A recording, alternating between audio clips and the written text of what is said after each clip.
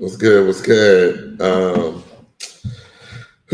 know what it is already. Still, as always, still kind of struggling. A little bit behind the gun here. Trying to get this stream shared out. So if y'all just bear with me for a little bit, y'all know what it is already. I know I've been gone for a minute. But I am back, and I am back with some very interesting and possibly, triggering conversation, to say the least. It's definitely a whole ass thing. So, it'll be interesting. But y'all just give me a little bit, and I just want to get this shared out. And yeah, I'm just going to allow people a little bit of space. I apologize to the folks who are listening via audio podcast. Y'all know what it is. Just hit that, 15-second skip until, we ain't doing this no more. You got to give me a little bit of time here, just a little bit of time. Because, it's a interesting show. So give me a little bit. I know folks are not expecting me to be on anymore. I took a few weeks off. But in that few weeks, buried an auntie and moved and just had some other things going on, going to be out the country next week. So, this got to get in where I fit in and get the show in when I can. So that's what we're doing today. So just sharing this out. But yeah, happy to be back talking with y'all yet again. So welcome to yet another episode of the Men Like Us podcast. It's a podcast that is aimed at men who are attracted to trans women. And obviously there are some things that people who are not men who are attracted to trans women, can get from this as well. So, I always want men to understand that they are not alone. They're not the only ones. There is a community of men out there who are living in their truth, and men who are working towards that. Not everybody starts there. It's a journey. So not everybody starts out, hey family, this is me, and these are the kind of women I like, and letting their inner circle know who they are and all that kind of stuff.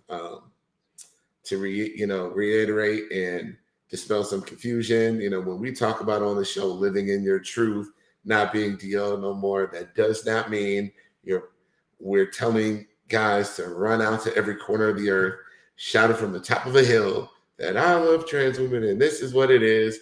Not it. It's all about being honest with yourself, being honest with your loved ones, with the people in your inner circle, and being yourself, living in your truth, and not trying to hide for in fear, essentially. Trans women deserve that from us, men. They deserve us to be there for them 110%, not conditionally. They do not deserve for us to run and hide and cower whenever it's possible. Somebody that we know might see us with them in public, like all that kind of ish. But fellas, the show is for you. We got a really interesting guest on later in the show, but I wanted to start the show out with giving a shout out to a former guest of the show, Amara Jones. So Amara Jones has just been listed as Time Magazine's top 100 influential people of 2023. So let me see if I can get her on it. Here we go. I did the thing wrong again. I can't get this platform right. I don't use it a lot. But yeah, so Amara Jones, head of Translash Media. She runs Translash Media. She's a journalist, a blogger. So definitely go check out her brand, Translash Media. Sorry. Let me turn off this damn. I think this video filter thing is kind of fudging with things. So there we go. Hopefully it'll run quicker now. So yeah, I just moved into a new place, so don't mind the background. But yeah, you can go back in the show, and Amara and I are on the Men Like Us podcast talking about Star Trek. A passion of both of ours. We both love Star Trek. And I share some insights, she shares some insights, and we kind of dig beneath the surface because with Star Trek, there's a lot going on there, and there's a lot of subtext and all that kind of stuff. So if you like Amara Jones, go back and watch that conversation. We had a good time. I would love to have her back on. I am way overdue to talk some Star Trek on the show. So, maybe we'll make that happen. But had to give Amara a shout out since she's a former guest of the show and she's doing big things. She made the list 100 most influential people of 2023. Shout out all day. So, well, beyond that, I have some, I guess some more somber news. There was a trans woman in Atlanta that was murdered this week. Her name is Ashley Burton. Let me see if I got a picture here. Here we go. Ashley Burton was murdered this week in Atlanta. Not much information out there officially. She was just shot and killed in a apartment complex in Southwest Atlanta, where she lived. Her neighbors had pretty much let on that she lived there. But police say this was related to a domestic incident. But don't know anything else about the shooter who killed her, all that kind of stuff. But, just yet another murder of a Black trans woman in America, which is obviously highly unfortunate and just got awful. And, I just hope they find who the guy is. And really to that point, man, you may not agree with me on this one, guys, but I really do think it's high past time that we get out there and start supporting. When they have these memorials for the girls, when they have these events protesting the murders of trans women, men need to show up for that shit. We need to be there. We absolutely need to be there. I think the last event that I went to, I was pretty frustrated. I was very upset with men because there was like a little bit over 50 trans women there. I was the only cis hetero man there that wasn't there to cover it for news. It was all women and gay men and other people of the LGBT community. It wasn't that many of them, but they was there. And I was the only just guy like us, trans attracted guy there. And I'm just like, oh man, this fucking sucks. Like, men, we are underperforming by a wide margin. I'm looking across this crowd of women standing up for their friend, their sister, this girl that they knew. And, looking for seeking justice, seeking action from the city on this shit. And there's no men.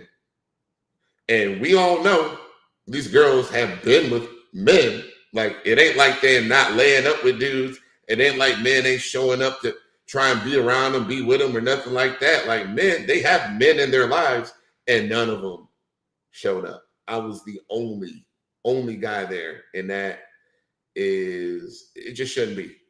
Absolutely should not be that way. So what I am putting to you men out there, the guys who are living in their truth, the guys who are looking to support, be an ally and all those things, it's time to start showing up. Just be there, support. You ain't got to be in the middle of everything. You don't got to be taking, just be there. We need more men showing up to these events and just supporting. Just show up and support and, join in the calls for, the police and city officials to actually start looking into these murders and making sure they get solved.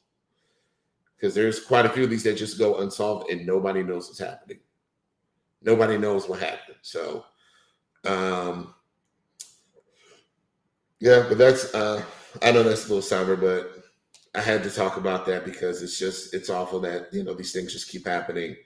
And, I pray for her family and I hope that they find the person responsible for this murder. She was shot to death right in front of her door. So this person right in front of her door, I believe it was on the second floor, second or third floor. So they had to go up some stairs, shoot her in front of her door. So just awful. But anywho, outside of that, on to the main part of the show. So I was contacted by an author named Phil Illy. Phil Illy did a book about, examining attractions to trans women. Phil Illy has done a ton of research, very well read on the issue, knows all the studies, which was absolutely amazing to bring up during this conversation. They were talking about, hold on. Oh, hey. So, they were talking about, Phil was just talking about a lot of these studies and a lot of things, just dropping a lot of information. So, we had the conversation earlier this week. I'm going to play it for you guys right now. And, I may or may not have some more conversation at the end of this, but it is a really dope conversation. It's really raw. It's really real. It may trigger some people. Fellas, you may hear some stuff you don't want to hear. Ladies, you may hear some stuff you don't want to hear, but hey, we're just having a real conversation and just keeping it real and spin facts. So without further ado. All right, I am here with Phil Illy, author of Auto-Heterosexual, Attracted to Being the Other Sex.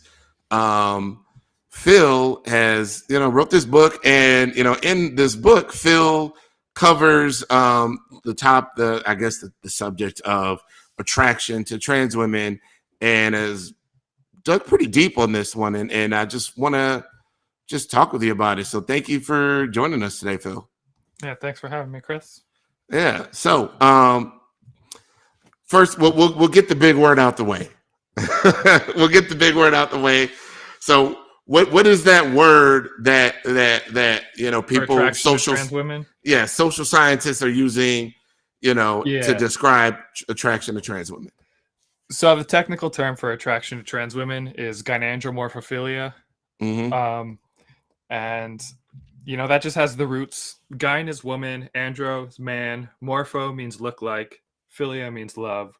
So it's basically a love of people that have mixed gender traits.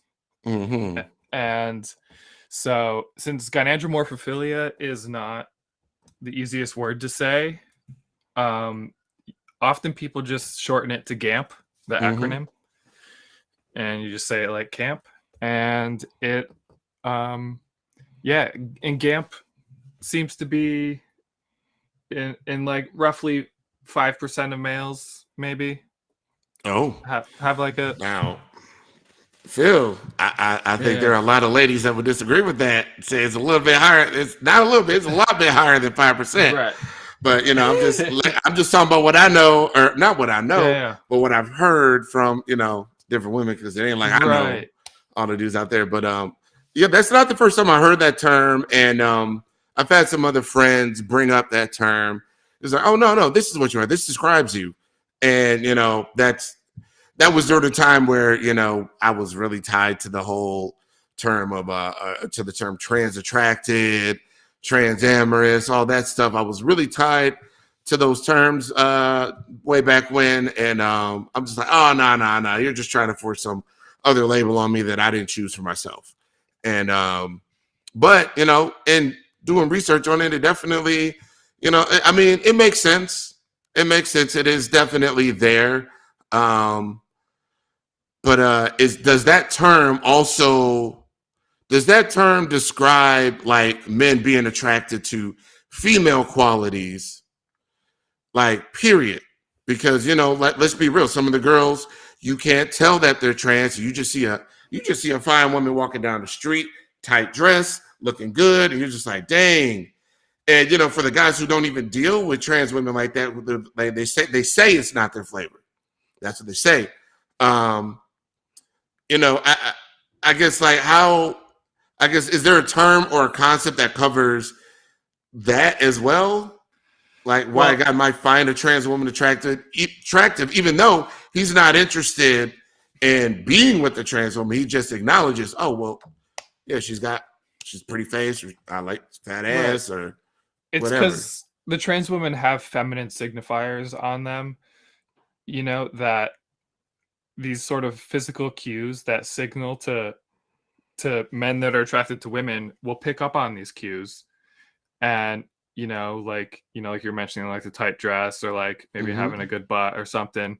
Like you're not, when you see those particular cues, you're not necessarily thinking, hold on, is this, which sex of a person is this? You're just like, oh, there's womanly traits, like there's a woman, and so gynandromorphophilia is actually, it seems, as far as we can tell, it's a type of male heterosexuality. And when it's in males, it's a type of heterosexuality. And scientists have actually brought in GAMPs into the lab and like measured their physical arousal in response to showing them different types of stimuli. Like these scientists, they brought in straight men, gay men, and GAMP men, and they hooked them up, the technical term for this is penile plethysmography, but basically it's just scientific dick measuring, where they put a little something around your dick, and and then they show you different forms of erotic media, and then that just measures how much blood flow went into your penis. So it's kind of like an objective measure. And when scientists did this, they found that the men who were particularly attracted to trans women, who were included in the study because they said they had that attraction, they found trans women slightly more attractive on average than cis women. And these men also showed pretty low attraction to stimuli depicting like gay male sex. And what this suggests is that since these trans attracted men were much more attracted to trans women and to women, cis women, and not so attracted to men, it's a sign that their attraction to trans women is because of their heterosexuality. It's like, it's not a sign of gayness or anything like that. They're attracted to the feminine signifiers. Yeah. Well, I can definitely co-sign with that. Right. Yeah. Definitely co-sign with that. I mean, both physically and both physically and spiritually, or even just on a different level than just physicality. I just think I think women can have female signifiers or feminine signifiers physically, but it's also in just like the way a woman carries herself. Like some women just bring a certain aura into a space, and it's clear as day for everybody to see. Which is, in certain conversations, that's why people, I've talked with some of my friends, and they're just like, yeah, the mental transition is important. Are you mentally transitioning to a woman, and are you getting those certain thought processes and ways of being, is that changing? But it's there's definitely that, but I just know for me, it's even more than just it physically, yes, but definitely catch it on a different level. When it comes to the mental and to kind of just what she projects. Right. Yeah. Basically, like her vibes. If she's For like sure. oozing femininity, then you're like, oh damn, I'm interested. Right. Yes. Yeah. Yes. Yes. Yes. And yes.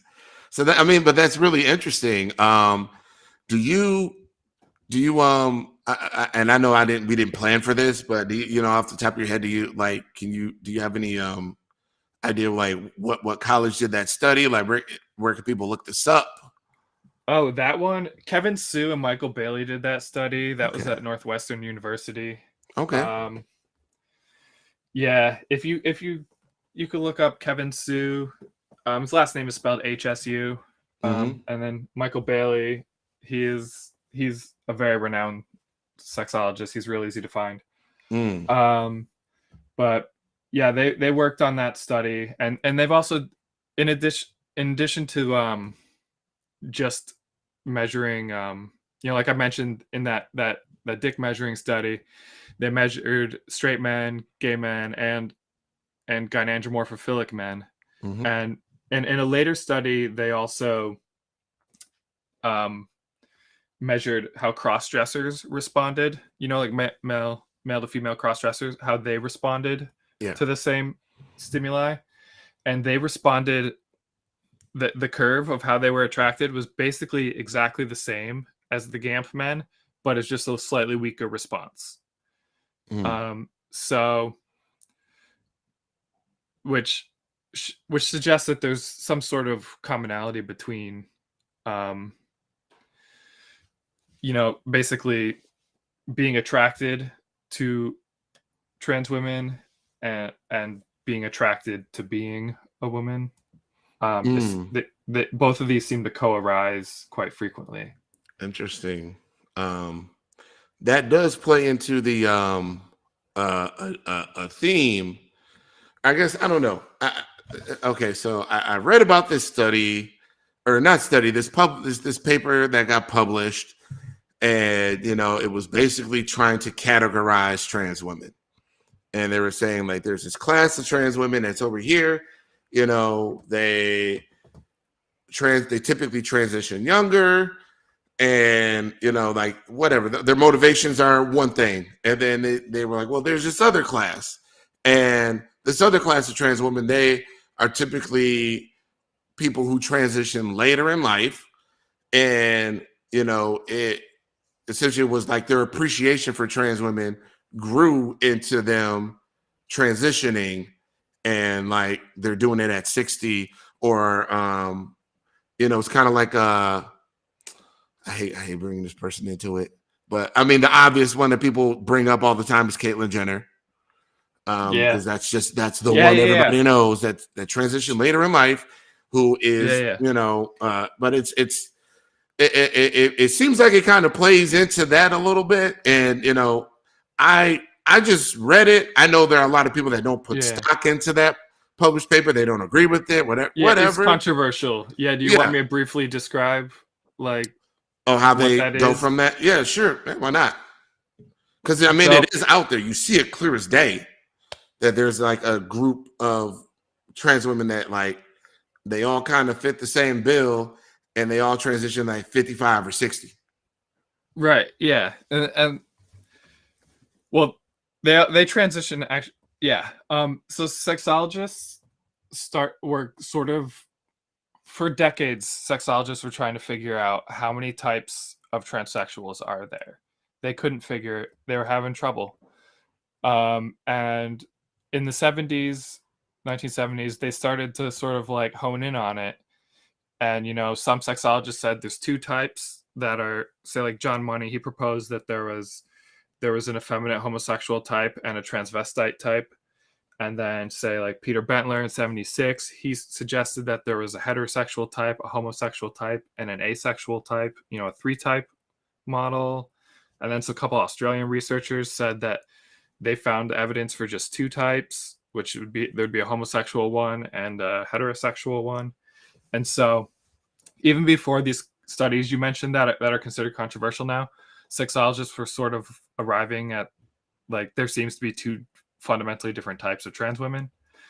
And then in the 80s, at the Clark Institute of Psychiatry in Toronto, there was some researchers who, this is when computers first started hitting the scene, and they could finally run, have databases and run statistical analyses and things like that. Mm-hmm. And so basically technology had advanced to the point where they could finally, study this empirically with numbers and fancy math stuff. and basically the lead researcher on figuring out that two-type model, his name's Ray Blanchard. And he did a series of empirical studies, 3 of them, and he also published quite a few reviews that sort of summarize his research. But he did 3 empirical studies on figuring out the typology of male to female transsexualism, and he found that there was one type which he called homosexual, which all previous researchers had said there was a homosexual type. This is like, there was no one ever doubting that there is a homosexual type.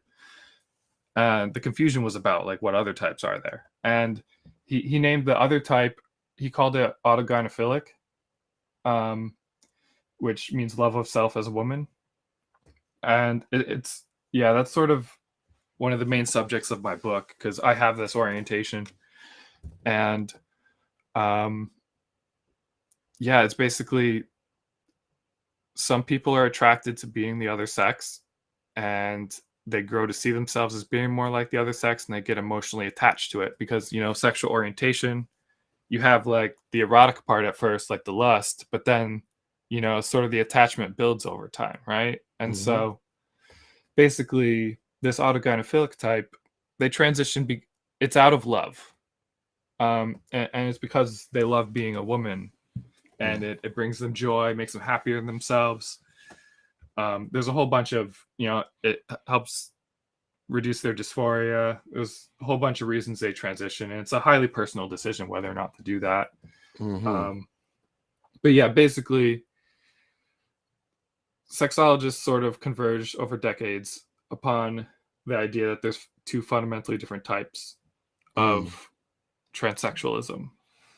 Now, see, I heard it, and I know we're kind of getting in the weeds now, but like I heard it as like, okay, no, this is a group of individuals that were essentially they fetishized trans women because they wanted to be trans women, and eventually ended up being trans women. Like their fetishes took them in that direction. Is that not the case? Is that not what? That one is related. That's okay. I would consider that a subset of the autogynephilic type. Whereas, like that you could call that autogynandromorphophilia or autogamp, and that's just the attraction to being a trans woman. It's sort of like if you got that thing in your brain that makes you attracted to being stuff, whatever it is that you're attracted to the most is also likely going to be the same stuff you're attracted to being. And so if you think trans women are the most beautiful type of person and you're attracted to being one, then you're going to want to transition and become a trans woman. Okay, interesting. So back to the fellas, because let's talk about the fellas. Back to the fellas now. So the fellas, I want to focus on men essentially men who believe, or men who are tied to this idea of, well, I'm straight, and because I'm straight, I could never see a trans woman being attractive or anything like that. But then it always happens. You see the videos where they're like, oh, what? I had no idea. Oh, man, you got me. And it was just like, these guys who don't even understand how their own attraction to women works, to the point where they're completely trying to suppress and dismiss a side of their own sexuality that leaves space to, at the very least, be attracted to trans women in some way, shape, or form. Yeah. This can happen with sexuality in general, where someone can have a sexual proclivity that is offensive to their self-image, like it conflicts with their self-image, and then they want to just shut it down and ignore it and deny it, and then they feel shame, and it's a whole bad trip. I know. Been there. Yeah, I was actually curious. Like in my book, I argue that it would be good if we had language that treated trans attractions as worthy, so that they could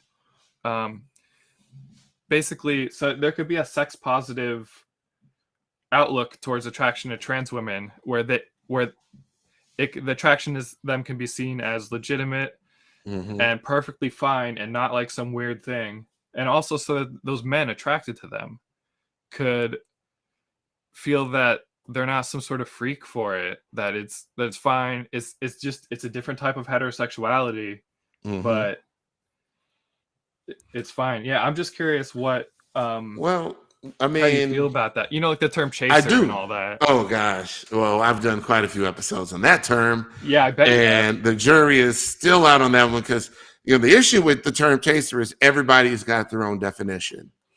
So I've there's one noticed. group Trust me, saying I've noticed. chaser is this. No, it's this. And I'm like, okay, well, I appreciate that chaser only means these extreme things and not all men, but the way that it's being used at large, it might as well be an interchangeable word they interchange it with men, period. No matter what the guy's done. So, Right. but I feel you on that. And actually, I was kind of I was thinking about this, and I was talking to a couple friends about it. I'm like, it's kind of sad that like in the LGBT space, there is no space for like trans attracted men. Like essentially, these are men with a specific sexual orientation that is not deemed acceptable by the dominant society. It's not deemed normal or validated in any way. And it's just like, I wish there was some rubric built out safe haven for these guys to go to. Like this whole trans attracted, trans amorous community thing, like it's very small and fledgling, and it's largely, digital. Like a lot of the guys in these groups, we never met each other in person. I got guys that I've known for 4 or 5 years. I haven't met them in person, because we congregate in these groups, but it's just like the guys who don't know about these groups, don't have access to it, don't even know it exists, don't even know this podcast exists. Like there is no place for them to go. Oh, you're this? Okay, go over here. You can find community and support, validation and respect over here. There is the trans community doesn't provide space for it. The LGBT community overall doesn't provide space for it. And I would say a lot of it has to do with, let's just be real. A lot of it has to do with misandry. A lot of people in all of these spaces, they have a very poor negative view of cis hetero men. Yeah. So, and those men feel shame about their attraction too. So Yeah. they can't even be open about it and normalize it because they're all like, they're keeping it like, if they can't come out, then they can't normalize it, and the shame keeps them from coming out. Absolutely. And it's one thing to overcome the shame that comes from the outside world, your family, your friends, your pastor, your whoever. It's one thing to overcome that. It's another thing to have to battle the LGBT community itself for validation and respect. Because, I mean, we come into this space, we get shit on by the girls right and left. We get disrespected by the girls right and left. We get, and that's, double, tripled for everybody else out in all the L's and the B's and the G's. It's even worse for all them. And, when really this is trans is something that's completely different from the rest of the, what we'll just call the alphabet right now. They're completely different because it's not just about who you're fucking. All those other letters is about who you're fucking. Trans is something completely different. Because you can be trans, be a lesbian, you can be trans and be heterosexual, you can be trans and asexual, you can be trans. Like your sexuality is still independent, it's separate from you being trans. And so it's like, but the L's and the G's, that ain't got nothing to do with but who you fucking. And it's like a guy who's trans attracted should be able to find some sort of safe haven, like, okay, dang, well, come on over here because, hey, if they're not going to respect you and validate you and let you feel valid in your sexuality, we got you. We're going to provide a safe haven and support, just like we provide a safe haven and support for bisexuals and whatever, pansexuals, all that stuff. Like, come on over here.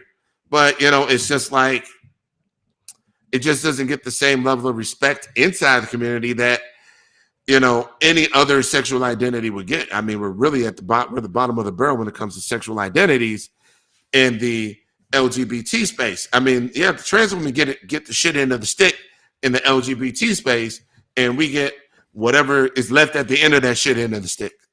So Right, yeah. It's bad. It's bad. I wish there was something built in just this community overall to provide space for these guys to show up, get support, be validated. I'm not saying you gotta fucking praise you don't gotta give me flowers and worship the ground I walk on. I just want a place where people ain't shitting on me because of what I like. That's Right. it. Can people just be nice to me and not treat me special, but just treat me as nicely as you would anybody else? We can't get that.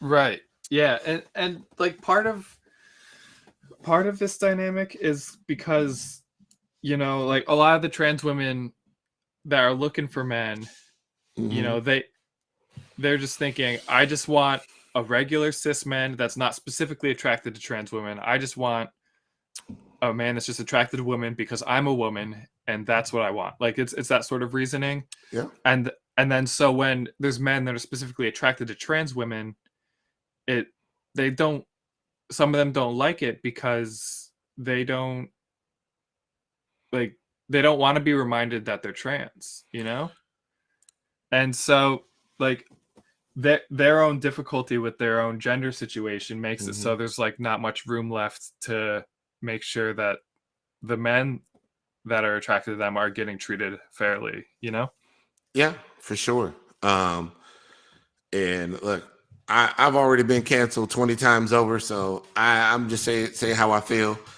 The pursuit of cisness leads to all manner of problematic mindsets, and that ain't just with the women, that's with the fellas too. There's this heteronormativity that everybody's chasing. Everybody wants the same White House with the white picket fence, and they want essentially naturally they're off-white. You don't fit in. You're not that you don't fit in, but you're not like every other house. And people try to cover it up, paint over it, and try to pretend like they're like everybody else. Like, you don't need to be like everybody else to be valid. It's okay to be different, and you need to love and accept that what makes you different. And for the men, there are some guys that really try to go to the nth degree to avoid the fact that even that their girl is trans. Like, essentially, these guys want to take part in the delusion with them, or they'll even push a girl into that. A girl who is comfortable in herself, they'll push her into that space when that isn't even where she was mentally. Right. It's because they got like the shame about what they're into, and that's part of why I want to get these orientations more well understood, because I think a lot of why a lot of the shitty behavior that I've seen reported by trans women online with respect to like the men they date, it seems to be that the men have not yet confronted their shame and like just realize that, hey, it's fine to be attracted to trans women. It's like, it doesn't have to be a big deal. And so like this shame holds them back from being able to be their best selves. Oh, absolutely. But you know what? What else it is so you have to understand how men work as well. And when the women don't understand this shit, so they're making analysis without the full understanding of how the maths. So essentially, these men are not at a place where they can view you, trans woman, as a viable candidate for a long-term relationship or commitment. At this point, they can't even see that you're capable of that. All they see, they're putting you in that, oh, she's just a good time girl. This is just a fuck. This is just I'm gonna get my nut. And I can't even see you as somebody who could give me a complete relationship, who could give me what I'm looking for. I'm coming to you just for this fetish, this sex, this whatever. And this happens. Men do it with cis women too. This isn't a trans exclusive thing. If there's a girl that we look at and say, okay, well, I'm not looking at you like you got potential for X, Y, and Z. I'm only looking at you like, yo, so what we doing? When we linking up? When we Netflix and chilling?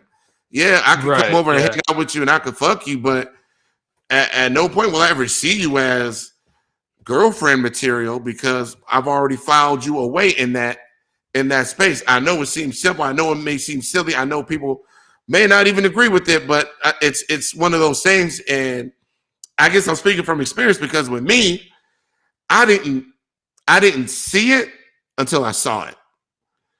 So my friend Eric, I met this guy named Eric, and before that, I was watching porn, and I wasn't interacting with trans women at that time in real life. I was just, attracted and keeping it secret and all that kind of stuff. But, it took me seeing this dude, like when I met him, he was 6 years into his relationship. And he's like, oh yeah, she's great, this and this. He was just a regular guy like me. And when I saw him doing it, it clicked for me like, holy shit, I could have this too. And I didn't even think to look at this like, this is what I could get out of this. I wasn't looking at relationship, girlfriend, wife, any of that kind of shit. I was just looking at, these are bodies that I enjoy and that I look at and I fantasize about when it's time to catch a nut. Yeah. But it was like I didn't, that switch didn't go off in my mind until I saw it. And it just takes one of those things. It's like these guys, they can't see it. Some men can't see it. They can't look at trans women and be like, oh yeah, this girl is worthy of relationship. This girl is worthy of this. It's right. They can't. Scientists actually, in one of the big surveys they did of GAMP men that had a little over 300 GAMP men, roughly a third of them, like if they had to choose just one sexual partner for the rest of their life, a bit over half would choose a female woman, and about a third would choose a trans woman, right?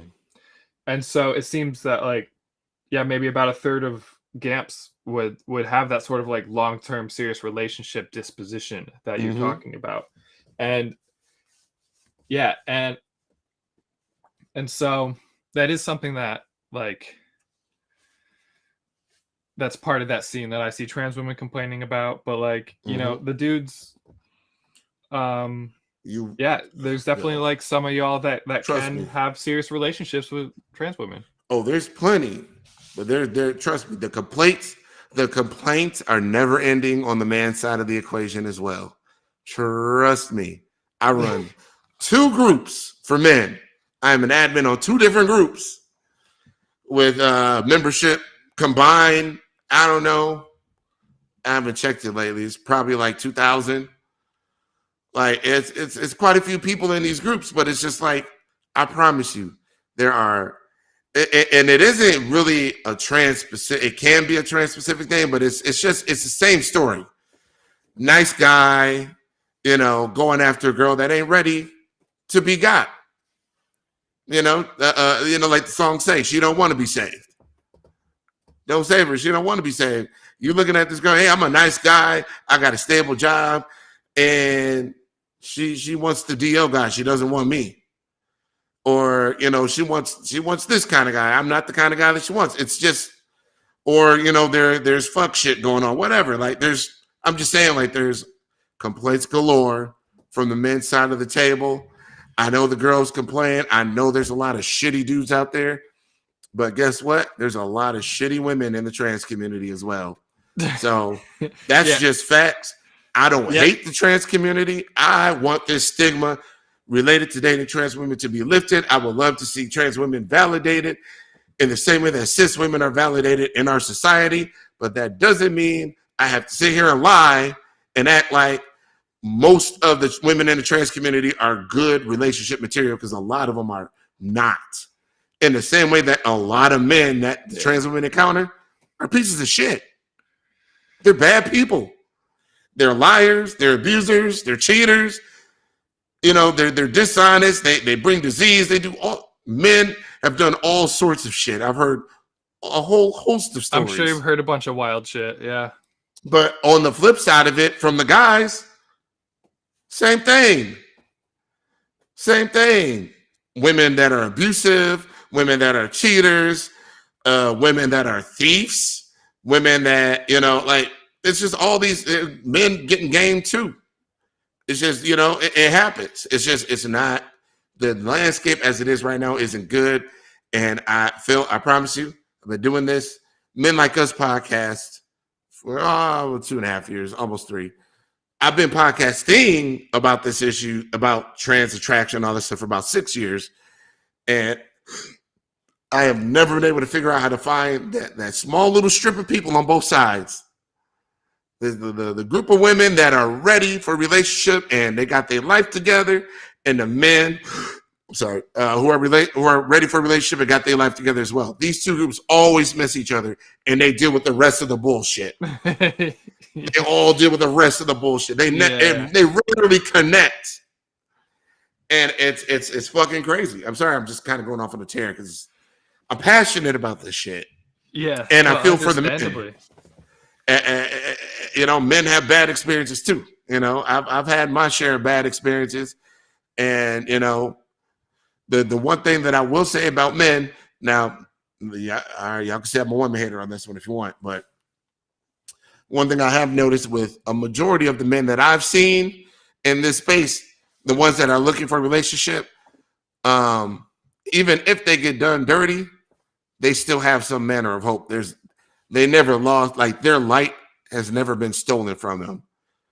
Like there are guys that turn completely bitter, and even though they want trans women, they fucking hate them. There are some really bad. There's some really bad people that I've had to eject from my groups that they ain't got a nice thing to say, period. But more than that, the large majority of guys, hey, all right, bro, you got cheated on. Dang, that sucks. Oh, wow, you found out where money really come from? Dang, bro.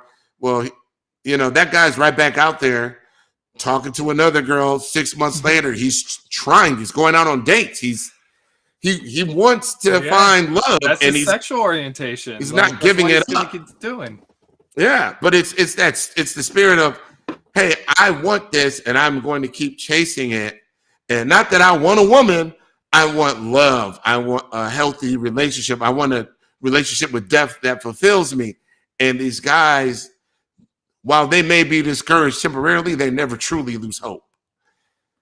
They never fall to that bitter, dark place that they can't climb themselves. They typically don't fall into that place that they can't climb out of. So that's I'm just noting the difference in what I've seen from a lot of women. All men are trash. They're all this. They're all that. Look, we have bad experience with y'all too.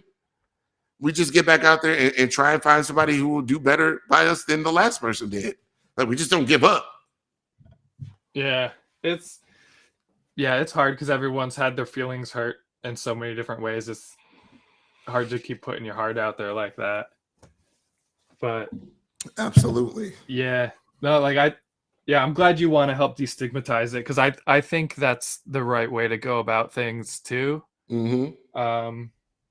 And like I even argue in my book that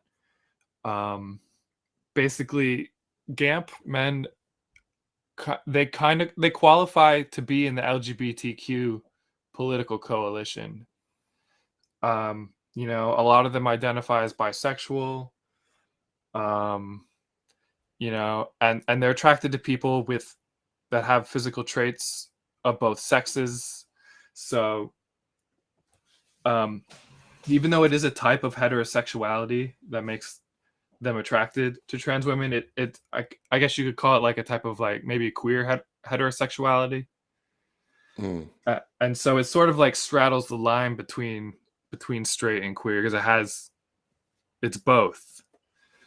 And so like I think they belong in the alphabet, as you put it, and they should get like treated, that their attraction should be treated as perfectly legitimate and acceptable. Yeah. I mean, look, I'm not asking for a flag or none of that shit. There's already a flag.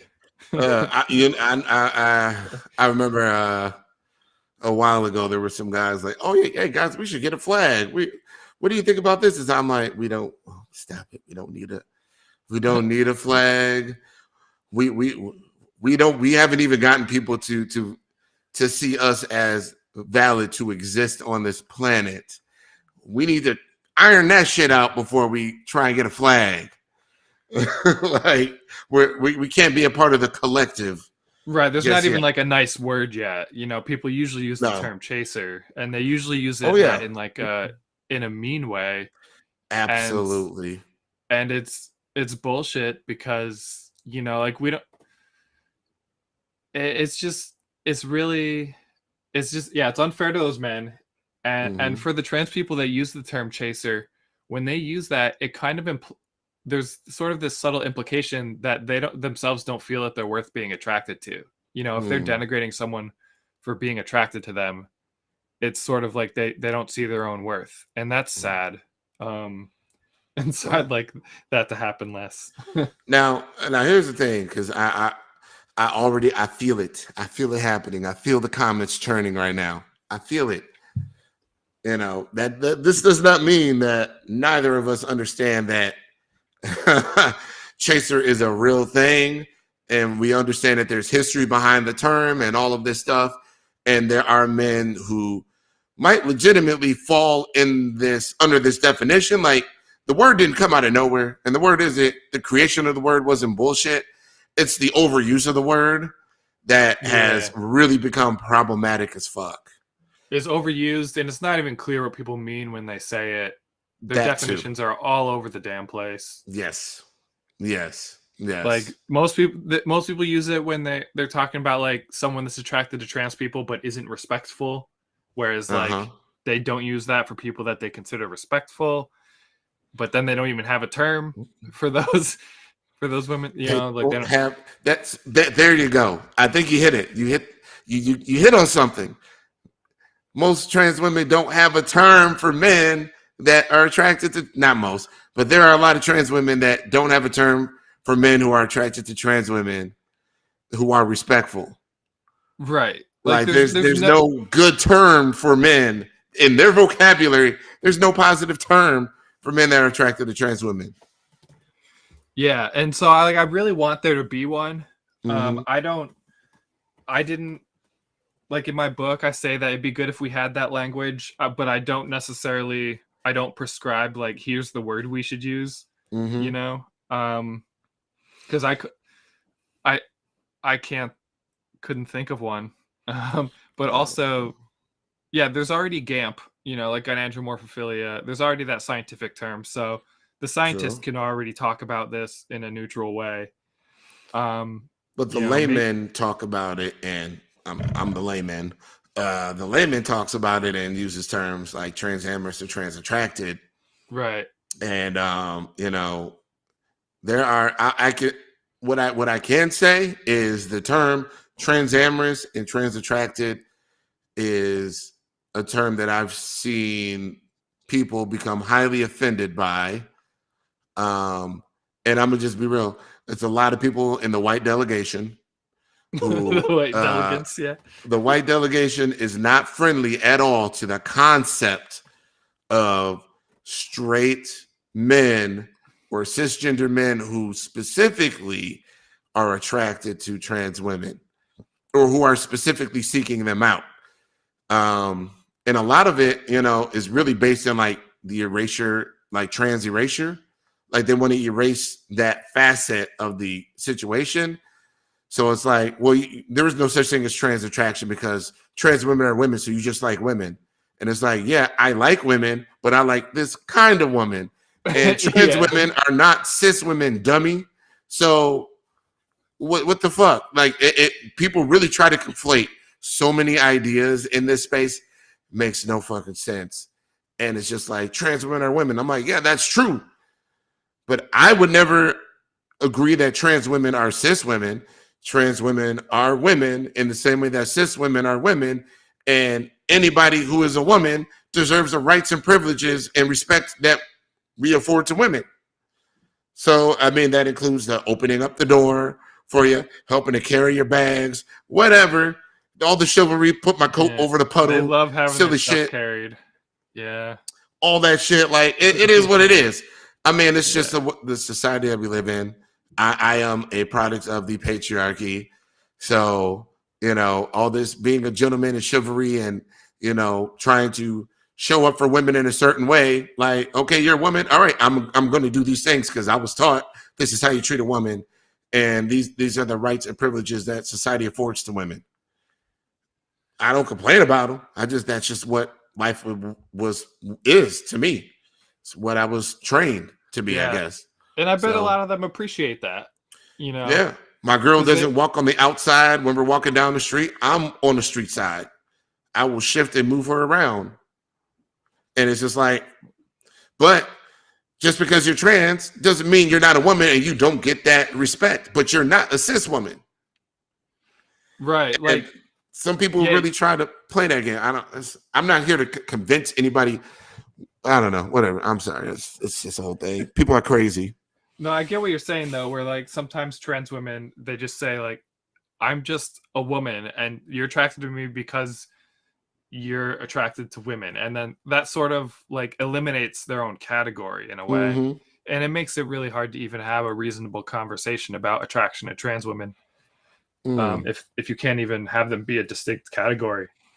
Look, if we can't talk about the fact that this man likes a woman with a penis, we can't have an honest conversation. Period. Point blank, period. He's attracted to a woman with a penis, or he's just attracted to women and doesn't mind that she has a penis. But either way, he doesn't hate your penis. He's not repelled by it. He came here for a reason. That's not the only reason. Just like all cis men don't show up for vagina only. Like you still got to be pretty. You still have to be worth dealing with. It's all these qualifiers that are still there. But at all the end of the day, stuff. Yeah. Like it's just people try to boil you only like because okay, so you like chicks with dicks, huh? So that's all you like is a dick. That's it. It's like, okay, well, that's disingenuous as fuck.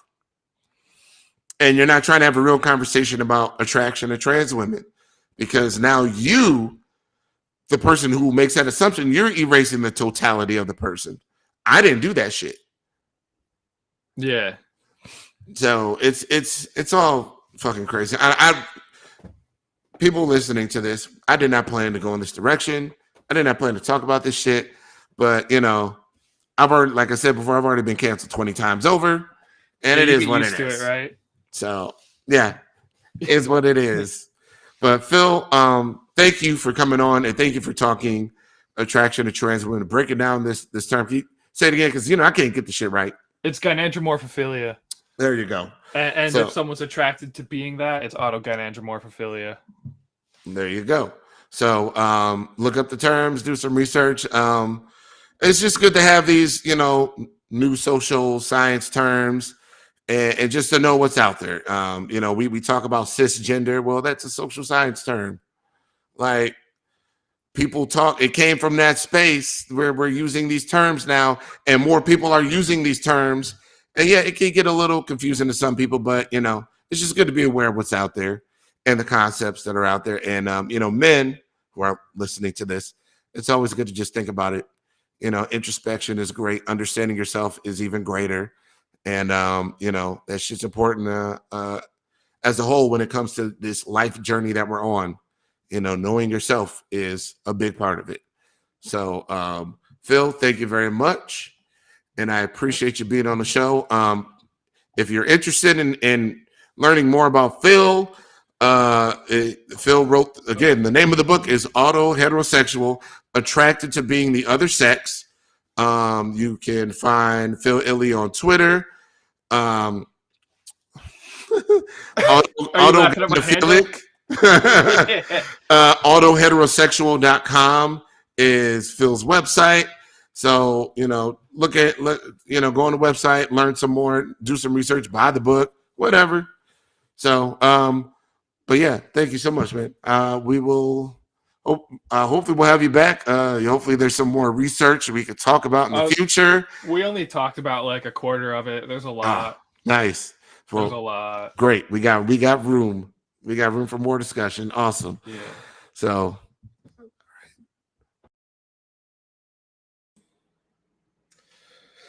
Oh yeah.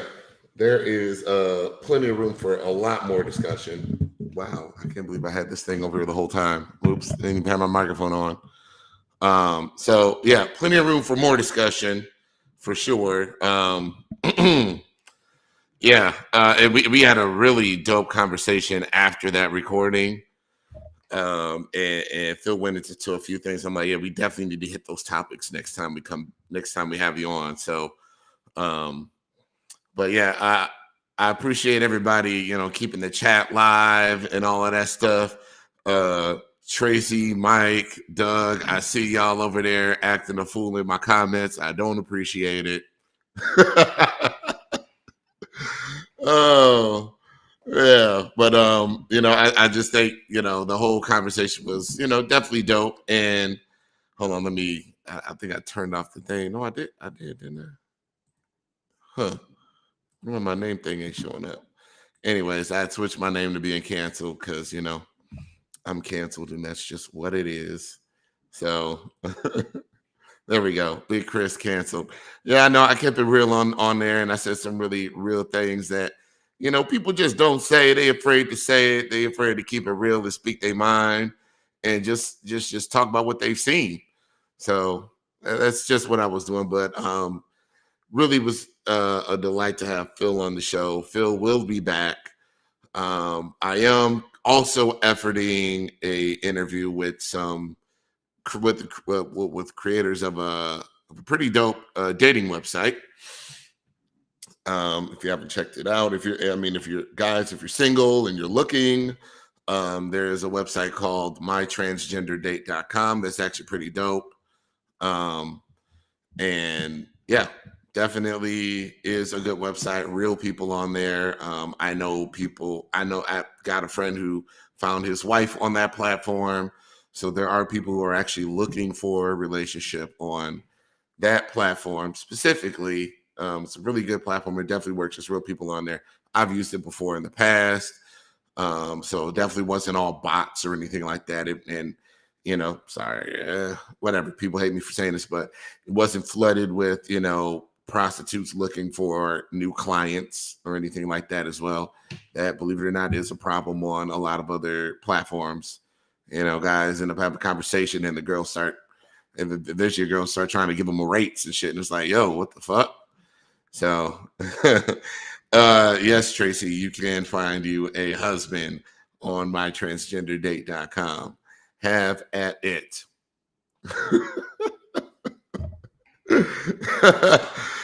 I'm tired of my friends playing games in my in my comments over here today. So, but thank you for watching the show, y'all. That's really all I got this week. Hopefully y'all learned something from it. Hopefully there was something in there that resonated with you or just make you think about things a little bit differently. But yeah, we're going to be having some more dope conversations as the year moves on. Yeah, sorry about not being every single week. I'm kind of just in a space where, hey, I ain't got nothing to say. I'm just not going to go on. So, when I feel like I got a message or, we got something to say or there's a dope conversation I can have, we're going to do this thing. So, efforting another interview coming up here pretty soon. What is this? Oh, we'll just let Tracy keep on with the jokes today. Tracy says, I am like Chanel. I don't go on sale. My rate is my rate. I said what I said. Don't get the wrong idea, y'all. Tracy's not a sex worker. She's not trying to sell nothing. She's just a very big fan of Chanel and, that. Oh, a version of the Real Talk podcast is in the work. Yeah, check out the Real Talk podcast with my main man, Mike Brooklyn. Very dope podcast to check out. Also, don't forget, check out the Trans Media. So go support Amara Jones, a former guest of the show. She was recently named one of the 100 most influential people by Time Magazine, which is awesome as fuck. So with that, we are out. Don't forget to subscribe to the YouTube channel, like this video, share this video with people you may know. If you're on Facebook, hit the share button, get this out to people. If you're listening on podcast, copy the link to this podcast episode and send it out to your friends. So yeah, get the word out there, and we're gonna have some more informational stuff coming this year and some interesting conversations. So with that, we out. Now see y'all on